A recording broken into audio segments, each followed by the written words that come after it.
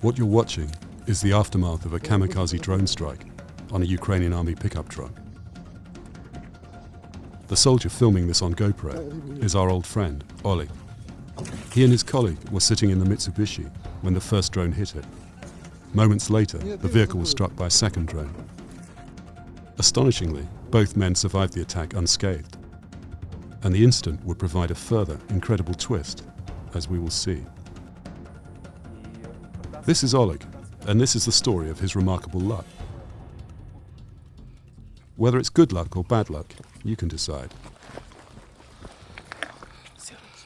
Since the Russian invasion of 2022, he's been wounded twice and had a number of near misses. This close shave took place during the Russian siege of Bakhmut. A shell fragment strikes the trench wall where Oleh had been standing only seconds before. And this artillery round almost spills more than his morning coffee.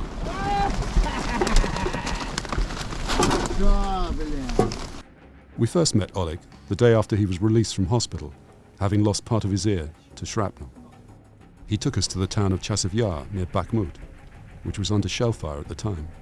As you can see, he led the way in his trademark ride, a 4x4 pickup. Such vehicles are rugged and reliable, ideal for his kind of military work. But they're also soft-skinned and vulnerable to any kind of gun or shell fire, or FPV drone. One night last summer, we travelled in another of Oleh's pickups to a frontline position near Le Mans. The driver used night vision equipment rather than headlights, as we were so close to the Russian lines. This was when we had our first experience of the growing Russian drone threat. As we entered a trench line, an enemy drone could be heard hovering directly overhead.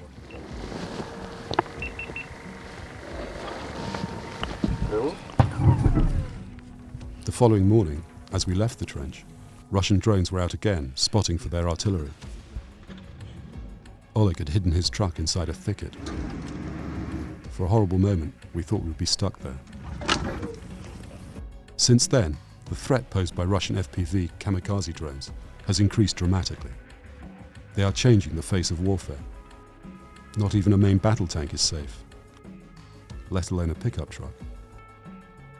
But while driving in a vehicle, you cannot see or hear a drone approach, let alone one as fast as a kamikaze FPV. On the fateful day, Oleh was using a Mitsubishi L200. Like several of his other trucks, it had been donated from the UK and was a right-hand drive model. In Britain, Mitsubishi markets this pickup as being just at home on a surf beach as a construction site. What they don't say, because perhaps they don't know, is the L200 has an astounding ability to absorb battle damage, as Oleh was about to find out.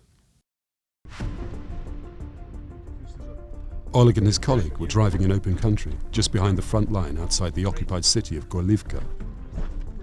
This was asking for trouble. There was no cover, and they were well within enemy drone range. Oleh said he did not see the first drone before it hit the roof over the rear cargo bed. The explosion blew off the hardtop and filled the cab with broken glass and shrapnel. Oleh and his colleague were both wearing body armour and helmets. That's what saved them. They bailed out of the truck in time to see the second kamikaze drone, just before it hit their rear bumper, here, and exploded. The two soldiers lay low for half an hour before approaching the wrecked Mitsubishi. They knew they were in serious trouble. Russian FPV drones can also target individual soldiers, and they were a long way from safety. What to do? Now, let's watch the video to its conclusion. You can hear their heavy breathing and the stress in their voices as they examine the truck.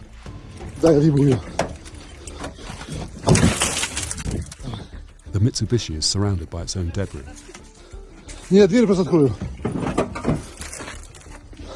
can glimpse what remains of its yellow UK rear number plate. But despite the damage, and to their surprise, the engine still turns over. Пробуй. Давай. Все, прыгаем. Давай. And, even more miraculously, the Mitsubishi that had been hit twice by attack drones could still be driven away, out of the kill zone. In fact, they drove the wreck almost 30 kilometers before stopping. It was then put on a trailer and taken to their depot far behind the front line, where the possibility of repair is now being assessed. It's also the subject of some wonder, as the truck that wouldn't die.